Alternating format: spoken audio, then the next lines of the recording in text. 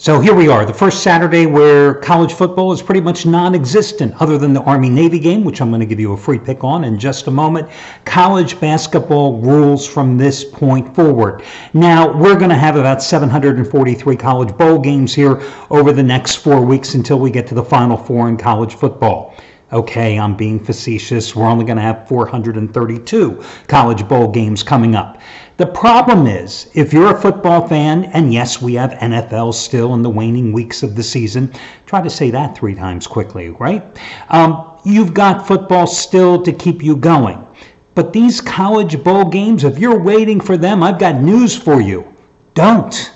There are going to be some of those bowl games that are going to be okay to bet on. But the problem with college bowl games is you don't know what you're betting on, because those teams that you've been following the past 12 weeks that we've been gambling on, we've been playing with, those aren't necessarily the teams that you're going to be seeing when the bowls kick off. You don't know because of personnel changes at the top with the coaching changes, the assistant coaches, who's left, who's remaining, which players are going to be dismissed for the ever popular rules violations, which guys are going to be sitting out to protect their draft status. So many changes, so many constants that you had all throughout the 12-week regular season, so many times they disappear. And that inconsistency you don't need when you're talking about gambling. And that's why these bowl games, the crapshoots they turn into, make gambling on them such a bad proposition. Plus, the bottom line is motivation. Some teams care, some teams don't. I'm sorry, they're not games that I want to put my money on. That's why college basketball is the time to make money on right now. Listen, you can make money in the non-conference portion of the schedule as we have been, and you can continue to do so here for another couple of weeks, because other than the Big Ten, most of the major conferences haven't started the bulk of their conference play yet, and you can continue to do so here. College basketball rules, as it always does in November and December. Now, I've got a number of college basketball complimentary plays coming your way in just a moment. Last night, personally, I had my first Raise the Bar 20-dime release of the season. It was a lousy college basketball card in terms of volume of the games on Friday night. But there was this one game that was just screaming, bet me, bet me, bet me. So I did. And I raised a 20-dime release on on Creighton at home, an 18-point favorite at home against Texas Rio Grande. And I'm looking at that game and I'm going, how is Creighton, who beat the hell out of Nebraska in their previous home game, how is Creighton only laying 18 points at home? Well, that worked out pretty damn good, as Creighton won the game by 32 points, and you got that Raise the Bar 20-dime release as the half-price play of the day yesterday. And listen, guys, you know me. I believe that when you're on a roll, you come right back and you press the action. You never walk away when you've got the hot hand, and I'm going to do it again tonight. Second Raise the Bar 20-dime release of the college basketball season. This one on the Beehive Classic in Salt Lake City between BYU and Utah State. It goes on the night card.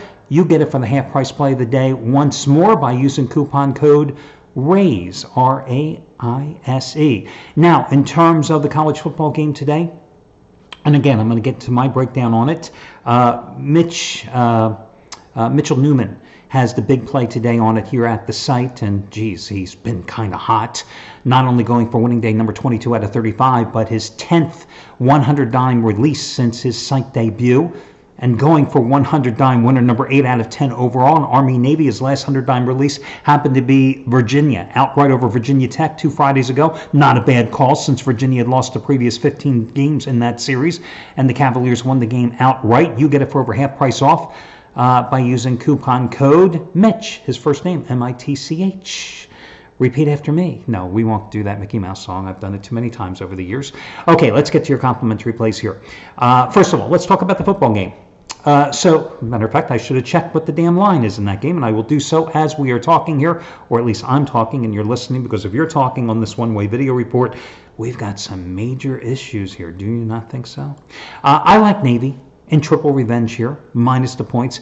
I know everybody's going to say, oh, both of these teams can run the ball and they're going to be so effective running the ball against each other. Really? I don't think so. Because the difference to me in this game is that Navy actually has the ability to sometimes pass the ball and do so effectively. And if you've looked at this Army team all season long, this Army team has an awful back four. The second line of their defense is dreadful. So when Navy wants to occasionally put the ball in the air, which it can do so with Malcolm Perry, they're going to be able to move the ball through the air. Now, this line has moved from 10.5 to 11. If you can get 10.5, I'm buying down to 10. But you got to shop around now, because I think as kickoff approaches, this game is going to go solidly up to 11 points. I think that Navy also is a more athletic and a little speedier team offensively because of Malcolm Perry, who is the most dynamic player on either team offensively. I know Army has put some points on the board the last 3 games and has done exceedingly well offensively. But who can't put points on the board? You, me, and 9 other people can score against who? VMI, UMass, and Hawaii. It doesn't take a lot. I just think Navy and triple revenge. I don't care about past history. I don't care that these games have been close historically. This is the focus for Navy. This is all that matters. I don't care that Army played Air Force tight. I don't care about any of that. I like Navy. And if I'm betting the game, that's how I'm going in this particular contest today. End of story. I move forward. But again, my best bet is in college basketball tonight. My second favorite play in college basketball today is Kentucky minus the 15 points at home against Georgia Tech. Listen, you never know what you get with Coach Cal's team, okay? They've won 5 in a row since that incredible loss at home to Evansville in mid-November.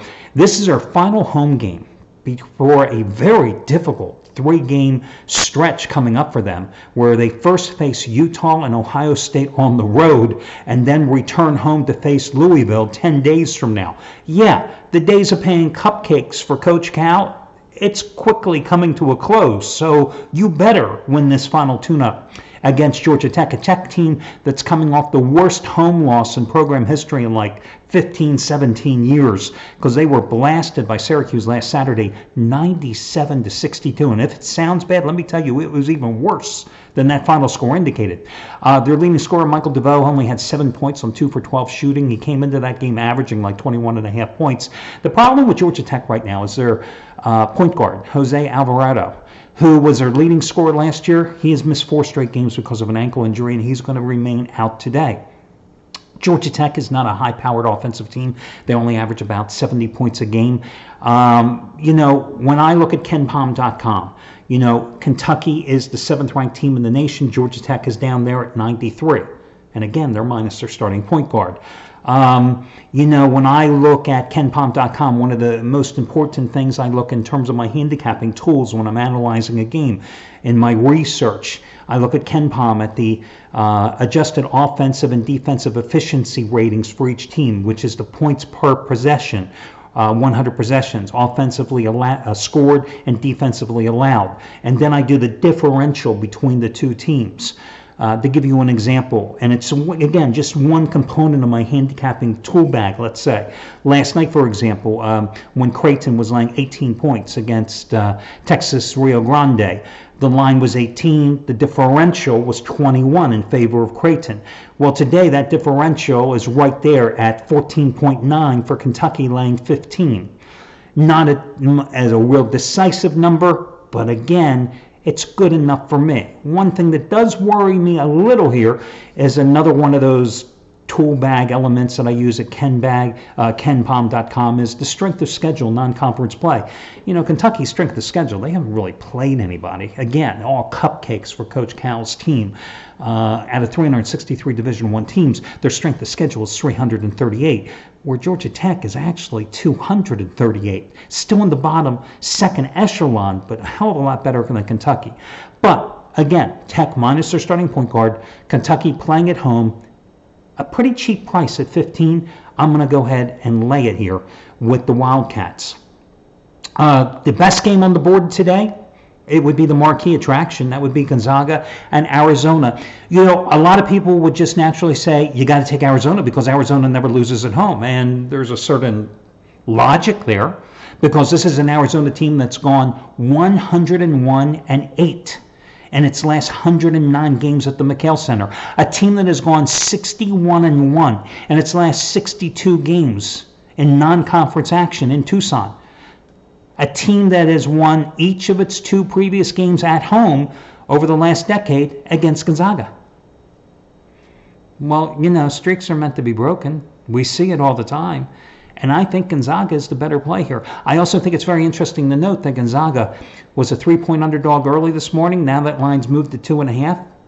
And I see some movement to 2 here as I do this video report at 10:30 Eastern Time in the morning.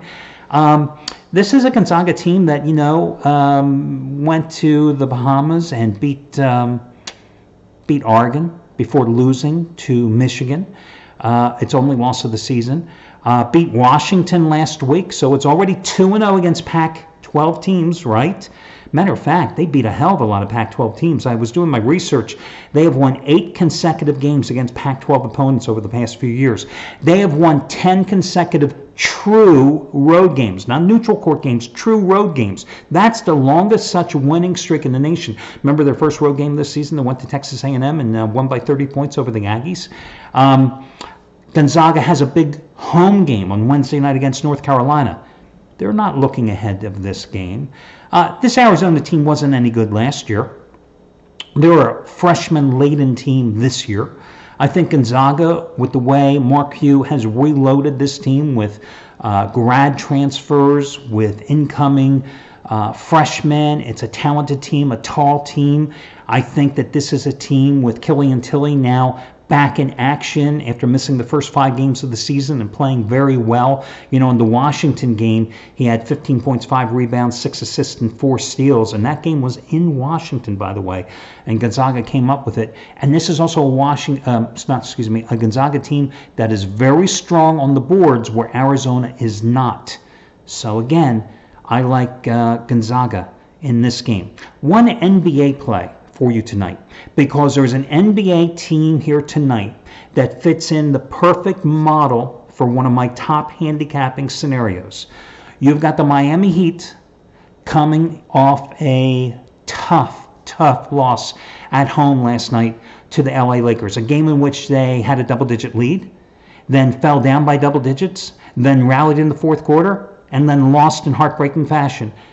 How do you rebound from that loss last night, and find yourselves less than 24 hours in the second of a back-to-back situation, and you're on the road tonight? Now, the top number 1 scenario is you're playing the second of back-to-back games, and the second one is on the road just like the first.